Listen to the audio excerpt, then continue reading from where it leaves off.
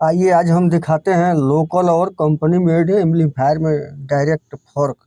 आप सीधे अपने आंखों से फर्क देख सकेंगे। ये स्ट्रेंजर का लोकल 1500 वाट एम्पलीफायर है।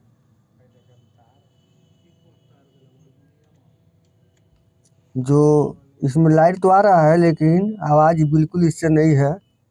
आवाज़ बिल्कुल नहीं दे पा रहा है। आप लोग देख सकते हैं कि ये एलईडी ग्लो नहीं हो रही है क्लिक मारने पर। तो चलिए इसका वोल्टेज चेक करते हैं। इसमें लाइट तो दिखा रहा है लेकिन ये जो मेन है इसका ऑडियो बोर्ड, इस पर सप्लाई कुछ नहीं आ पा रहा है। तो ये क्यों नहीं आ रहा है इसको हम दिखाते हैं। जो इसका ट्रांसफार्मर है, इससे जो मेन वायर आते हैं ब्रिज रेक्टिफायर पे, यहाँ पर वोल्टेज नहीं मिल रहा है।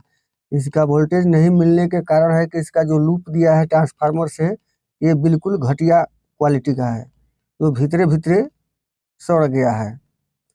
और इसका ये ओवर स्विच जो है ये भी टूटा हुआ है। और तार को देखिए, काटते हैं तो बिल्कुल निकल जा रहा है कैंची से, भीतर से तार ही नहीं निकल रहा है।